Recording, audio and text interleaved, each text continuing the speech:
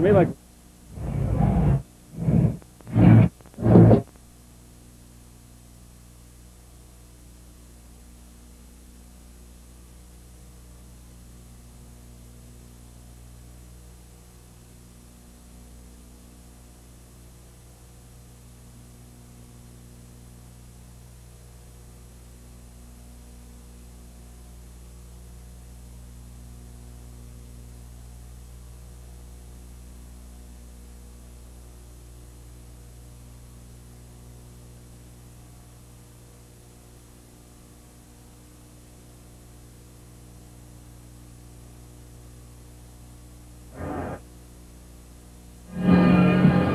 Like so. Like, okay.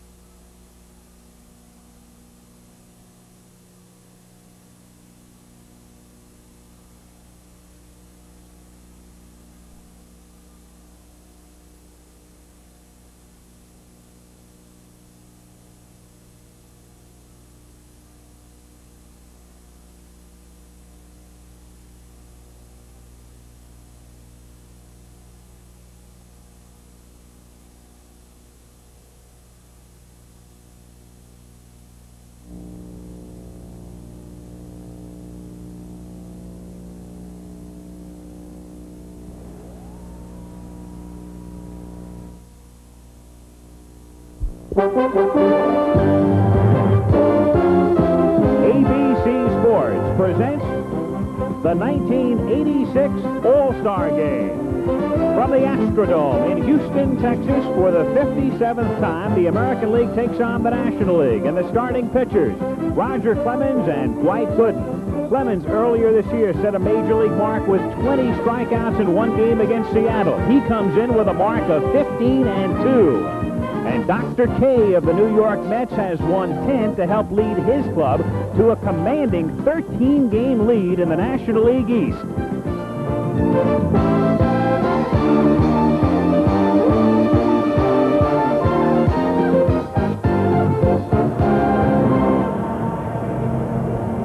Houston entered the National League in 1962. The old Colt 45s played in an outdoor stadium that was hot and sultry and mosquito-laden. But then the Astros moved in here to, at that time, what they called the eighth wonder of the world, the Astrodome. We take it so much for granted now as domed stadiums dot the landscape coast to coast, but it's worth remembering this was the first of the indoor ballparks. And tonight it hosts the 57th All-Star Game.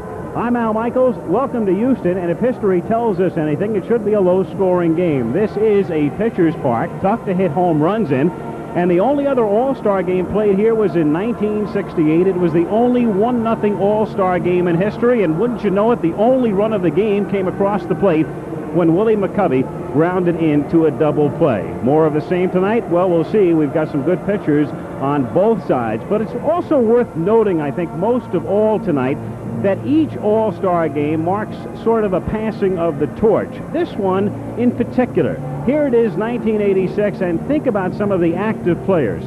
Pete Rose is not here tonight. Reggie Jackson is not here. Steve Garvey is home. Nolan Ryan, who pitches his home games in this ballpark, is not here tonight. And then there are the 4 300-game active winners. Steve Carlton of the Giants, Phil Niekro of Cleveland, Don Sutton, who won his 300th earlier this season for California, and Tom Seaver of Boston.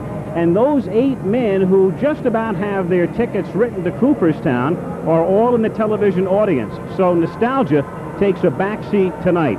Amongst the new guard, perhaps best typifying some of those new stars, now not only on the horizon but having arrived, are the 2 starting pitchers. Roger Clemens, who earlier this season struck out 20, won his first 14, and comes in with a mark of 15-2, and comes back home in a way. He went to high school in Houston. He'll be on the mound against Dwight Gooden. Here are the feelings of tonight's starting pitchers. It's going to be exciting. Everybody at home, mother and all my family is going to be coming in and getting to see it. And it's going to be a little extra pressure because the family's there, and it is in front of my hometown and all the coaches I played for and all that bit. So it'll be exciting, and it'll be probably if I pitch 3 innings, it'll be 3 pressure-packed innings for me. Well, it's a great feeling, to have the honor to start an All-Star game, not only to make it, but be the starting pitcher. And it's a great honor, facing the American League's best hitters, in one game mid-season, and something you can look back on, when you're out of the game or down in your career. Each of those men will work the maximum 3 innings, perhaps less, but what about the rest of the rotation? Let's get some insight. The American League manager is Dick Hauser of the Royals, and he's with Jim Palmer. Thank you, Al. I am with Dick Hauser in front of the third base dugout. Dick, we know Roger Clemens is starting the game. What's the rotation after that? Well, it's going to be Clemens, it's going to be Higuera, and it's going to be the knuckleballer, Huff.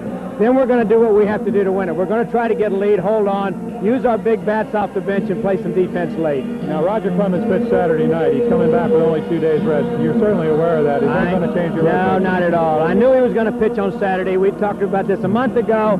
I knew he could pitch Saturday. He'd be well rested. He lives 30 miles from here. I feel good about him pitching. Okay, another thing, when you have a 28-man roster, I know you'd like to play everybody, but what's more important, getting everybody in the game? Well, it's a little bit of both. I tell you the truth, I'd like to play everybody, but I'd also like to win the thing, too, so I think winning's going to be first. Well, best of luck tonight. Let's go over to Tim McCarver with the National League manager, Whitey Herzog. All right, Jim, and of course Dwight Gooden starting. Whitey, 2 questions. How long are you going to go with Dwight Gooden? Secondly, who are you going to counter with after Dwight? Well, actually, I want him to go 3 innings, but if he labors and has a couple of tough innings, I would get him out after 2. After Dwight, I figure on going with Fernando Valenzuela, although after Fernando, if I had to get Dwight out of there in the 3rd inning, I would use one of the relief pitchers and then start the inning with Fernando. And after Fernando, you don't know? I'm looking at Fernandez, and I'm looking at Scott. I'm going to look at the lineup, see where we're at, how many left-handers or right-handers they come up and go that direction. It sure should be a lot of fun. Now let's go back to the booth to Al Michaels. And Tim, the National League, hopeful the fun will continue because, as most of you know, the National League has dominated. They've won 13 of the last 14 and, unbelievably, 21 of the last 23 All-Star games. And we'll meet both squads when we come back to the Astrodome in Houston.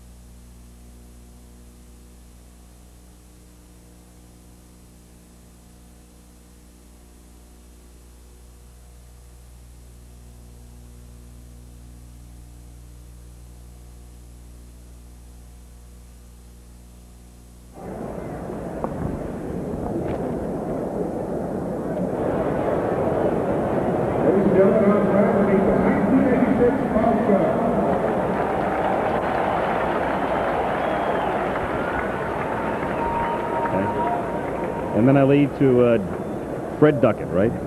Just the guy. Fred Duckett.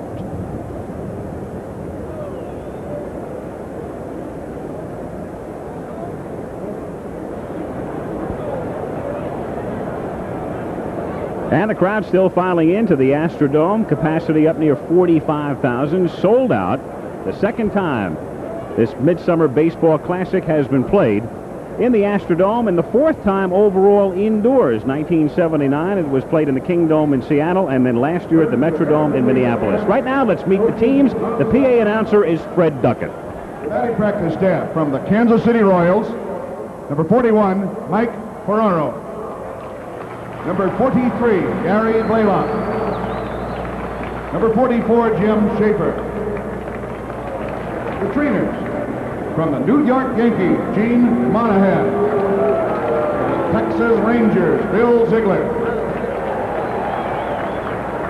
The coaches from the Cleveland Indians, number 7, Pat Corrales.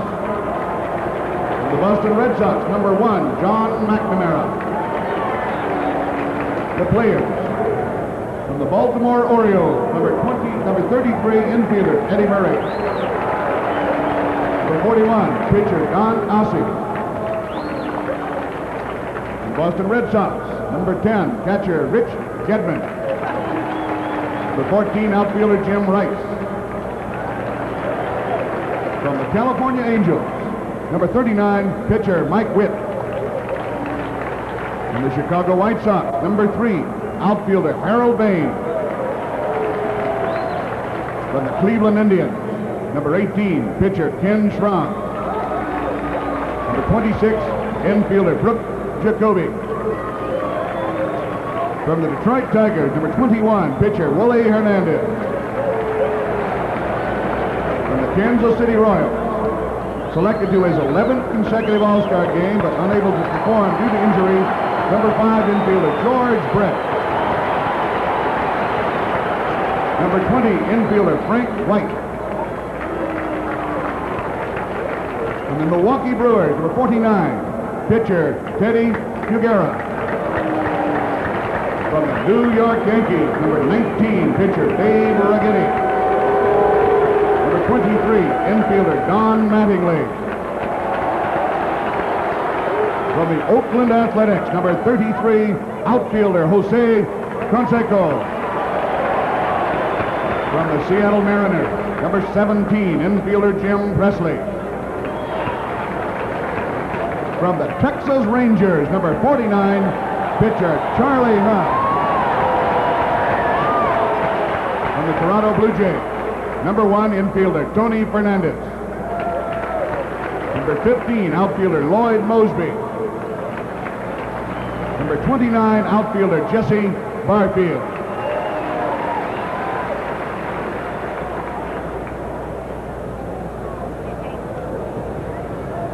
The manager from the 1985 World Champion Kansas City Royals, making his first appearance as an All-Star manager, an All-Star rookie 25 years ago, number 10, Rick Hauser.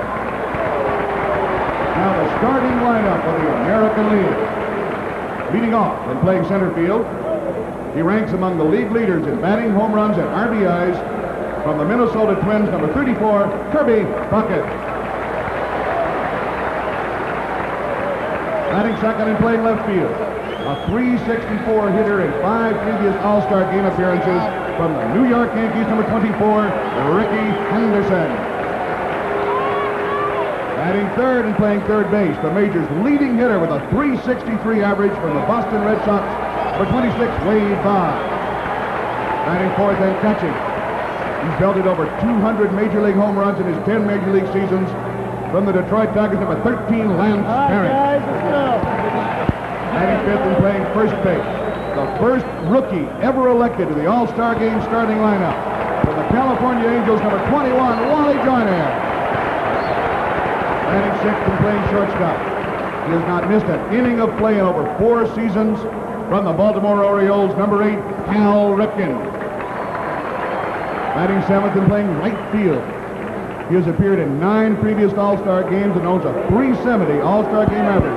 From the New York Yankees, number 31, Dave Winfield. Batting eighth and playing second base. He's batting at even .500 in 3 previous All-Star game appearances. From the Detroit Tigers, number 1, Lou Whitaker. Batting ninth and pitching, he'll be warming up in the bullpen to make his first All-Star appearance. He opened the season with a 14-0 mark from the Boston Red Sox, number 23, Roger Clemens. Next, the National League staff, coaches and non-starters.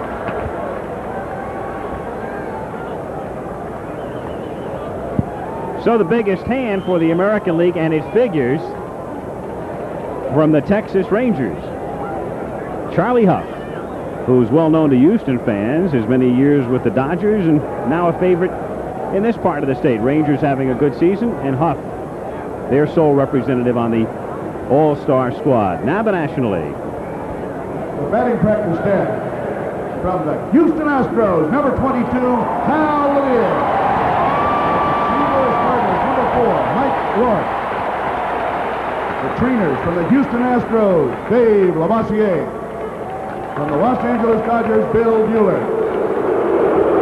The coaches from the Los Angeles Dodgers, number 2, Tom Lasorda. The New York Mets, number 5, Davey Johnson. The players from the Chicago Cubs, number 7, catcher, Jody Davis. From the Cincinnati Reds, number 31, pitcher, John Franco.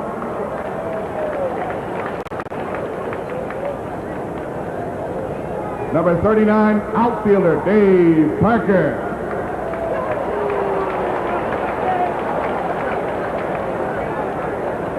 From the Houston Astros, number 17, outfielder, Kevin Bass.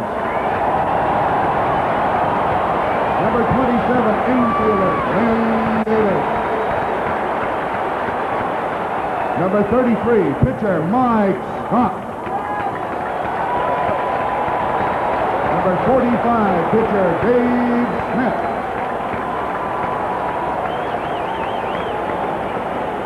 From the Los Angeles Dodgers, number 3, infielder, Steve Sapp.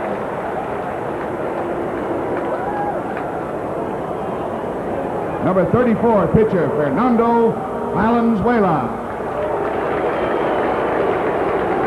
From the Montreal Expos, number 7, infielder, Uwe Brooks. Number 30, outfielder, Tim Raine. Number 41, pitcher, Jeff Reardon. From the New York Mets, number 50, pitcher, Sid Fernandez. From the Philadelphia Phillies, number 28, pitcher, Shane Rawley. From the Pittsburgh Pirates, number 6, catcher, Tony Pena. Number 29, pitcher, Rick Rhoden. From the San Francisco Giants, number 30, outfielder, Chili Davis. Number 35, infielder, Chris Brown. Number 39, pitcher, Mike Krukow. The manager, from the 1985 National League champion St. Louis Cardinals, he's a 3-time recipient of the Major League Manager of the Year award, number 24, Whiting Herzog. Now the starting lineup for the National League. Leading off and playing left field, the National League's top hitter with a .341 average from the San Diego Padres, number 19, Tony Gwynn. Batting second and playing second base, the most valuable player in the National League in 1984 from the Chicago Cubs, number 23, Ryne Sandberg. Batting third and playing first base, he has won 8 consecutive Gold Glove awards from the New York Mets, number 17, Keith Hernandez. Batting fourth and catching, a 9-time All-Star and twice named the game's most valuable player. From the New York Mets, number 8, Gary Carter. Batting fifth and playing right field, the top vote getter in this year's All-Star balloting from the New York Mets, number 18, Darryl Strawberry. Batting sixth and playing third base, he's making his 10th All-Star appearance and currently leads the league in RBIs with 66. From the Philadelphia Phillies, number 20, Mike Schmidt. Batting seventh and playing center field, a 2-time National League most valuable player and 3-time home run champ from the Atlanta Braves, number 3, Dale Murphy. Batting eighth and playing shortstop, a 6-time All-Star and winner of 6 consecutive Gold Glove awards. From the St. Louis Cardinals, number 1, Ozzie Smith. Batting ninth and pitching, he's warming up in the bullpen. Last year's National League Cy Young winner from the New York Mets, number 16, Dwight Gooden.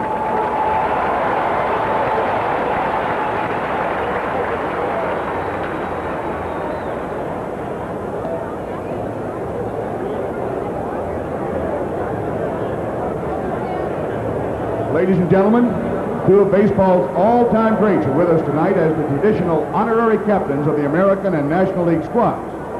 For the American League, this Hall of Fame second baseman spent all 19 Major League seasons with the Detroit Tigers. He batted over 313 times and finished with a .320 average and 2,839 hits. Named to baseball's greatest living team in 1969, he batted 506 All-Star Game appearances, the mechanical man, Charlie Gehringer. The honorary captain for the National League began his 23 Major League career right here with the Houston Colt 45s. A career .279 hitter, he collected 2,716 career hits, including 100 as a pinch hitter, a six-time All-Star. He delivered the game-winning hit in the 1967 game, number 10 in his Colt 45 uniform, Rusty Staubach.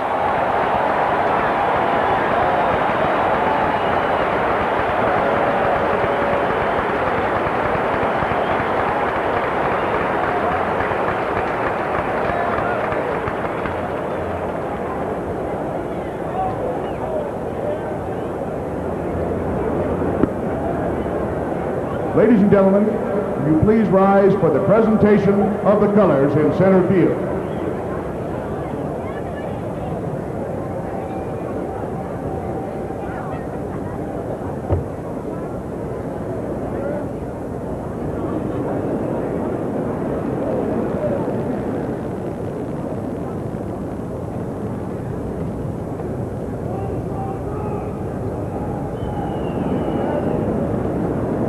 The national anthems of Canada and the United States will be sung by actress and model, the talented Sherry Belafonte Harper.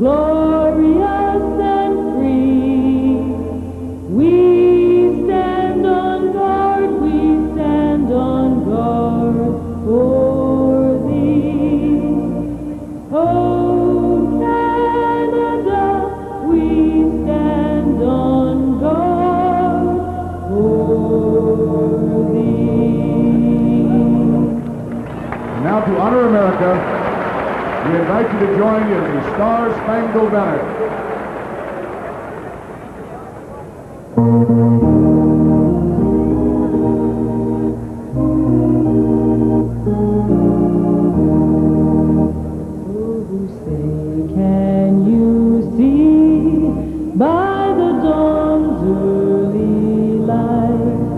What so proudly we hailed at the twilight's last gleaming, whose broad stripes and bright stars through the perilous fight for the ramparts we watched were so gallantly streaming, and the rockets red glare, the bomb bursting in air, gave proof through the night that our flag was still there. Oh, saved us that star-spangled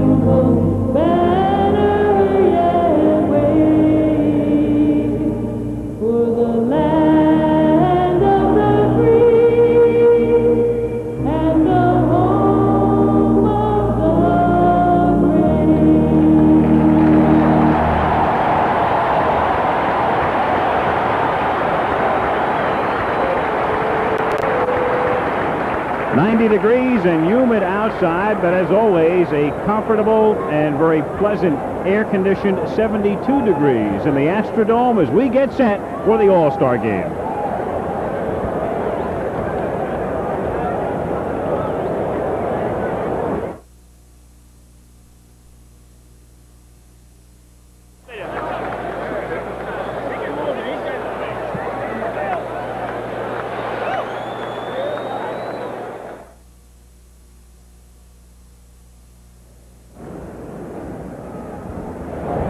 And this is the lead into the news brief and word. Okay.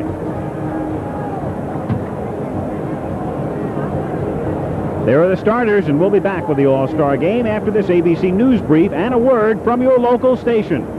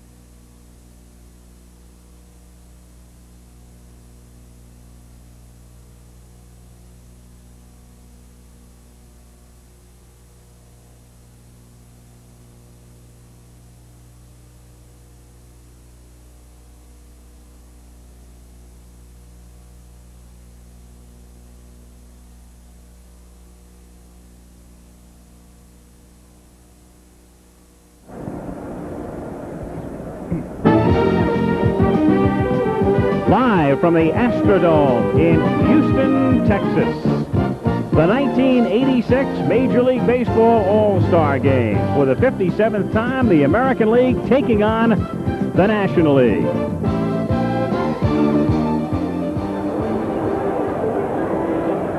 And will the domination continue? Al Michaels with Jim Palmer. Jim, for many seasons, you were in the American League All-Star Clubhouse. The American League has now dropped 13 of the last 14. Unbelievably to me, 21 out of 23. Fluke, or is there a reason for it? Well, you look for a plausible reason, and I've only been able to come up with one. If you talk to both of the teams, they say we're equal until the game starts, and then the American League constantly loses. As you said, 21 out of the last 23 times. The Elias Sports Service did a book called the Elias Baseball Analyst Book, and in that book, I think it discusses an age-old question in baseball: does good pitching stop good hitting? And it really doesn't as far as averages go. They did a statistical analysis of the '85 season and took the top 12 National League pitchers against the 1985 National League All-Star team, and what they found is the batting averages are about the same, 258 versus 260. So the averages came down 2 points, but where the big difference lies, Al, is in home runs, doubles, and triples. In other words, translating into runs scored. And I think that's really the difference between the National League and the American League. The American League sits back They wait for the big innings. They got one in 1971, they won. They got one, a 7-run inning in 1983, they won. For them to win, they're going to have to be more aggressive. And in 1983, when they did win, the final was 13-3. Fred Lynn hit a grand slam home run in that 7-run third inning off Atlee Hammaker. Well, that's Jim Palmer's summation. Tim McCarver, of course, spent most of his career in the National League. Fluke, or is there a reason in your estimation? Well, I think the big reason that the National League has dominated really since 1962, as Al said, they've won 21 of 23. That was the year, not coincidentally, that Maury Wills stole 104 bases. Then came Lou Brock. The National League, of course, kept that momentum going in the All-Star game, and that's they've been running wild. They do have a spirited group of guys. I will say this, that the Yankees, if they can keep Ricky Henderson in the lineup for the full game and give him 4 or 5 at-bats, then I think they have a better chance to win, because Ricky Henderson is the one catalyst that the American League has not had, and given him a chance to really break out and run. And Dick Hauser has put Henderson in the number 2 spot, and he'll bat behind Kirby Puckett of the Minnesota Twins. So it's Herzog in the National League, Hauser and the American League in the sold-out Astrodome. The game begins when we come back.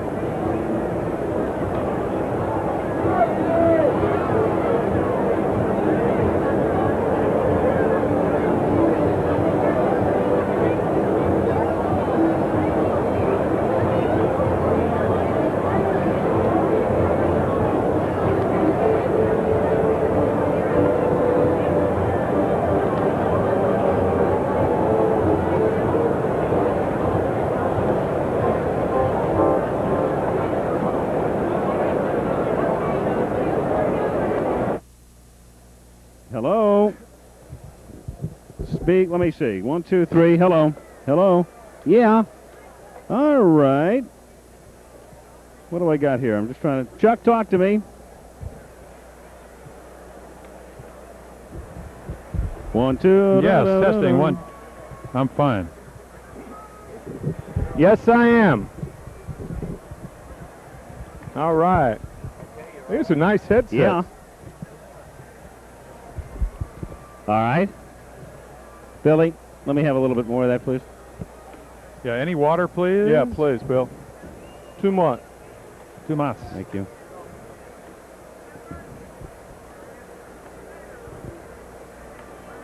Did you write these down? Yeah, you want to... Could I just We'll look share at 'em. Yeah, I just want to look, yeah. All right. Peter Piper picked a peck of pickled peppers. He done did that. Right.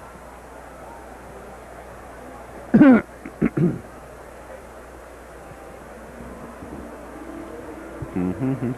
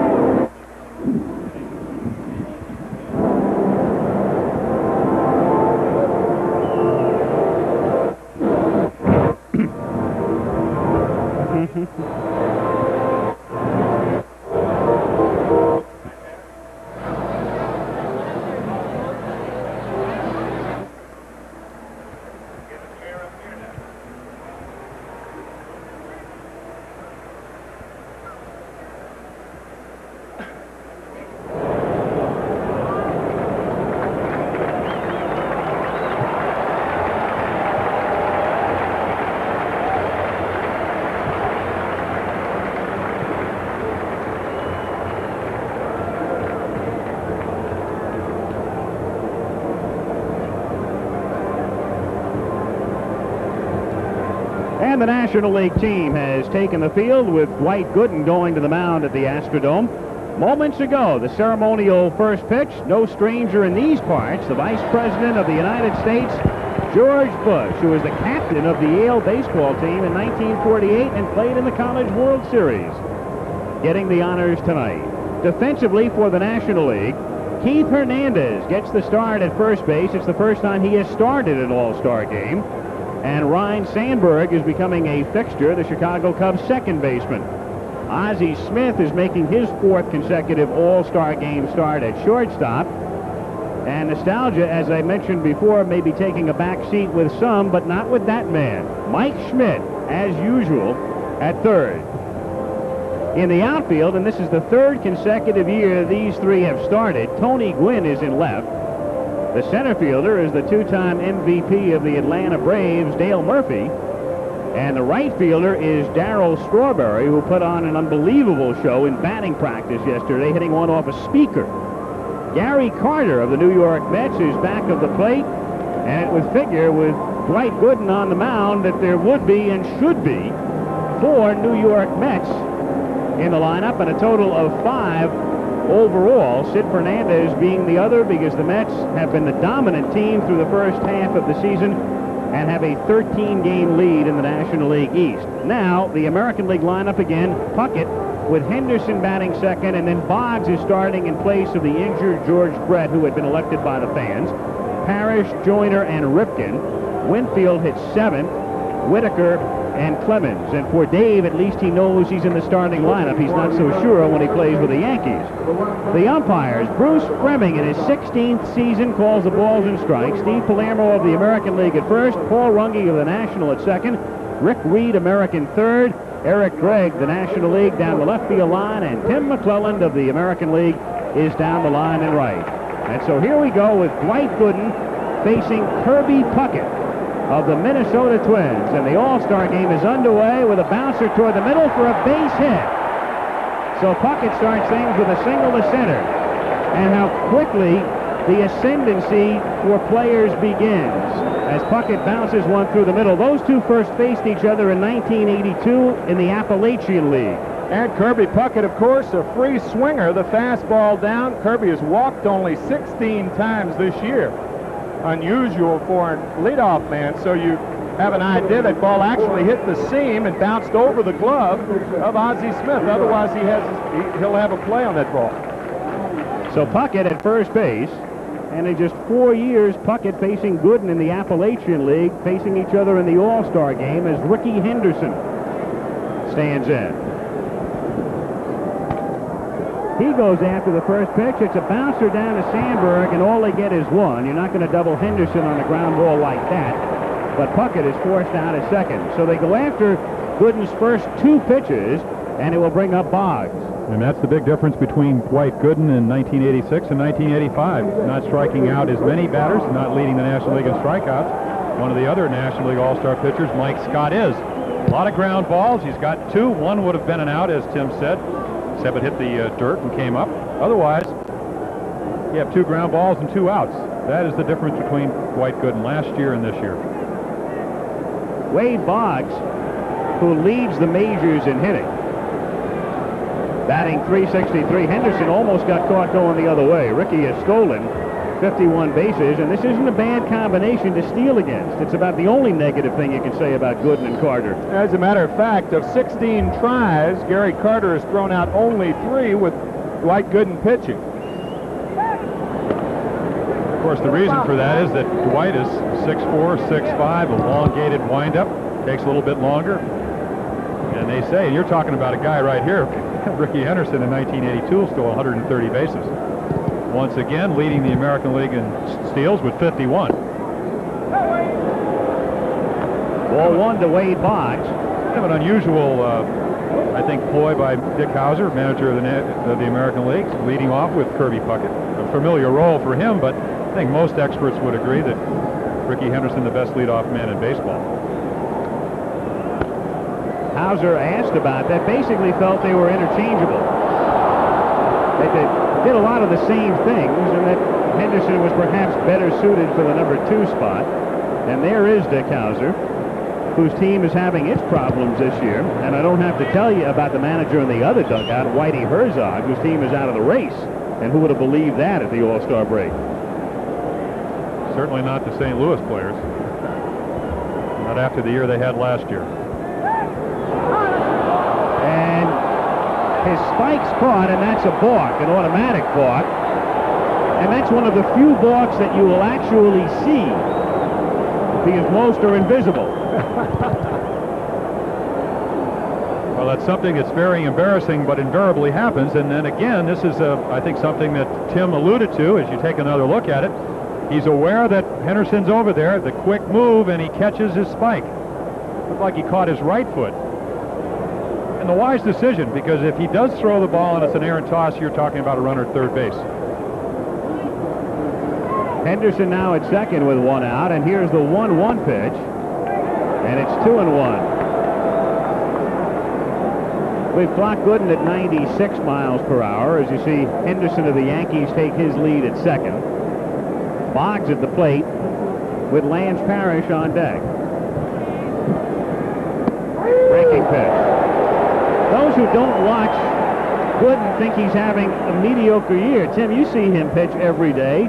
How is he now compared to the way he was a year ago? Well, I think that's one of the problems. Everybody is comparing him to a year ago when he was 24-4 and a 1.53. Henderson goes, and it's fouled away. So Ricky got a good jump, was on his way to third, but retraces his steps. And his expectations, not Ricky Henderson's, but Dwight Gooden's, I think everybody is viewing Dwight from his first 2 years. And after all, he's 10-4. Randy Neiman, who was sent down the other day, a pitcher on the Mets staff, said, I wish we could all struggle with a 10-4 record. Falls into that everything is relative category. Keep in mind, too, he is still the youngest pitcher in the National League as Boggs fouls it away. Matter of fact, he was the youngest player until the Reds recalled Kurt Stillwell last week when Davey Concepcion went on the DL. Gooden also set a mark, you'll recall, 2 years ago by becoming the youngest All-Star performer ever at Candlestick Park in San Francisco. And all he did was strike out the side in the first inning.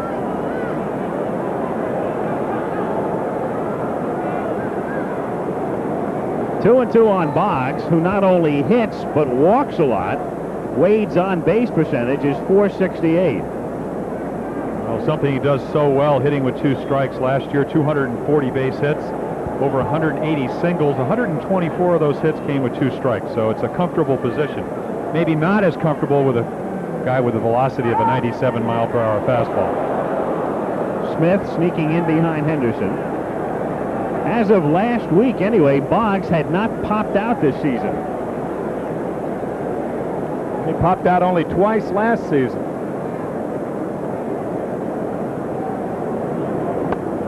Three and two the count. That's a perfect illustration of why he is such a disciplined hitter. Normally, hitters expand the strike zone. I think a key to pitching for not only Dwight Gooden, but for years that I pitched, is try to get ahead of the hitters and have them expand the strike zone. Right there is a borderline pitch. Boggs says, you're going to have to throw me a strike. So with Henderson at second, the 3-2 pitch is lifted in the air to left field, and it's Gwynn fading into the corner, has room, makes the catch. Henderson tags, but he's not going anywhere, and there are 2 down. Gooden gets Boggs, and now he faces Lance Parrish. Parrish was one of those he struck out when he struck out the side of Candlestick in his first inning of work in '84. Pardon me, Al, that ball that Wade Boggs hit would have probably been a home run over the Green Monster in Boston at Fenway. At least a double. Yeah. No cheapies in this park. The distances are honest, and the ball just does not carry very well here. Strike. 0-1. Talking to Davey Johnson, who is coaching third base today for the National League, talking about the manager of the Mets, I asked him, really, what is the difference between Dwight Gooden? You pointed out the record, the expectation level. He said that he has just not been consistent within the strike zone. He throws strikes, but they're not, as we see a curveball just missed, they're not as quality-type pitches as they were in 1985. And plus, you saw Wade Boggs lay off that high fastball. That's another thing. The National League hitters are not swinging at that pitch anymore. They're making him bring the ball down, and he's much more effective up than down. 1 ball, 1 strike. First inning with no score.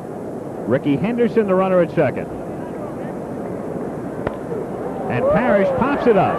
Ozzie Smith in front of second base makes the catch to retire the side. No runs, a leadoff single by Puckett after a half. The American League nothing, and the National League coming up.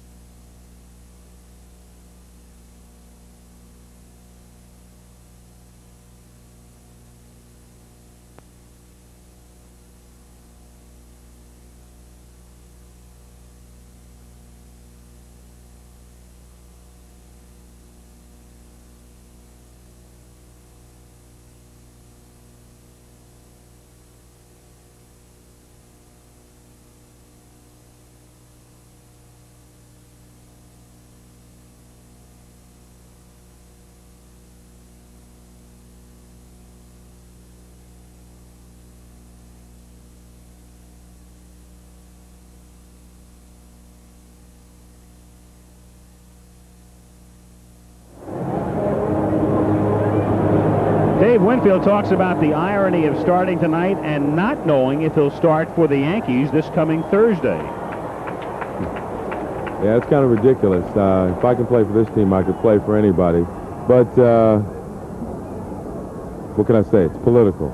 It's political. They should just put me in the lineup and let me play. There are no excuses about an average. I'm not really making any excuses.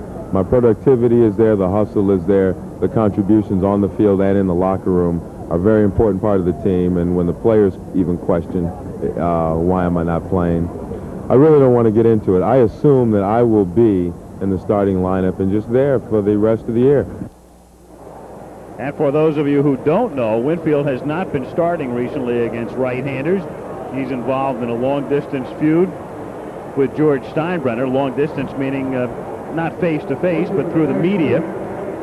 As you look at the defensive alignment, and those were Winfield's remarks about the fact he's voted to the All-Star team, but doesn't know if he'll be in the lineup when the Yankees resume regular season play on Thursday. Not exactly a one-dimensional player. Even if you're not hitting for an average, he can certainly win a lot of games for you with his glove and even his base running. Not only is it ridiculous, it's amazing.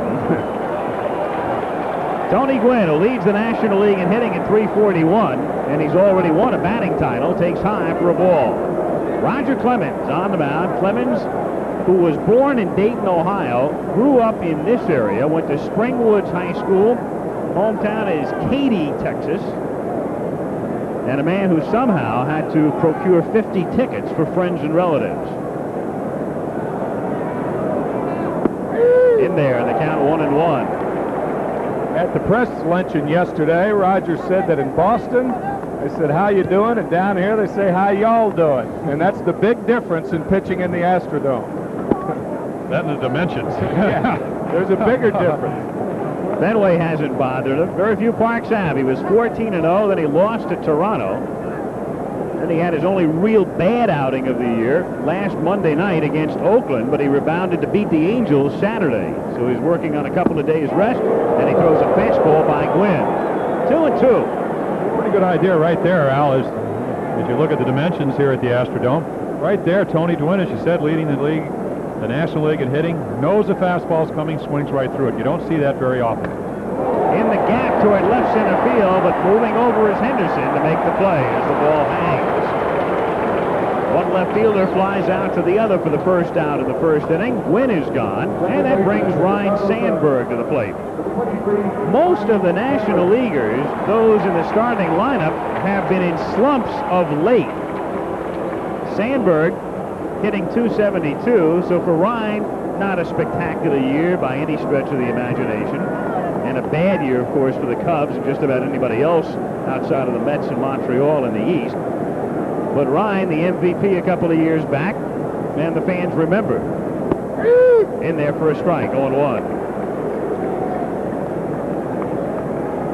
Clemens consistently in the mid-90s, 96 and up to 97 thus far on the gun. Here's the 0-1 pitch, fouled away. Sandberg in the month of July, to illustrate the National League slump amongst the starters, is hitting 184, and the starting 8 minus Gooden through the month of July is hitting just 239.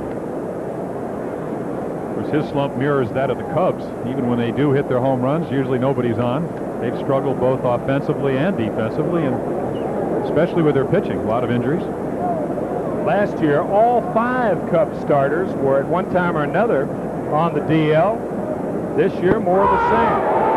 And Bruce Fleming brings him up as Ryne Sandberg takes called strike 3. So the first strikeout of the All-Star game belongs to yourselves. Excuse me, Al. Rich Gedman talks about, and Lance Parrish receives this ball. Look where it is, right on the corner, 97 miles per hour. Tough to get the bat off your shoulder. 2 down, bases empty with no score. And now Keith Hernandez of the Mets. It's his 4th All-Star game, but his first start. And it's been difficult for just about any other first baseman outside of Steve Garvey to start for the National League over the past decade.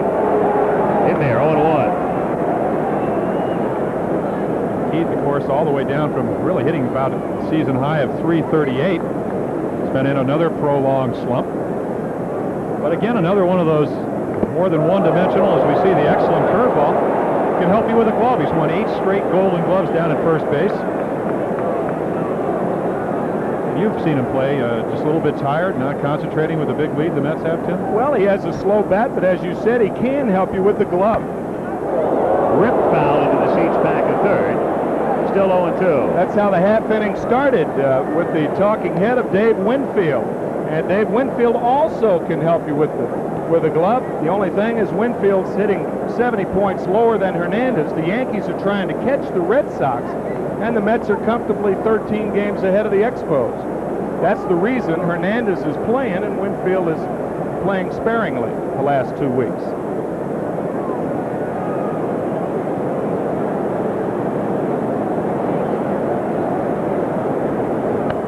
Fouled away again. Whitey Herzog, who can't believe what has happened to his team this season. And Whitey is the one manager who has lost an All-Star game for the National League in the last 14. Yep, he was there in '83 at Comiskey Park. As Hernandez is a chopper, Wally Joyner, the rookie from the Angels, flips the buttons, and the National League is gone in order. So we played one in Houston with no score.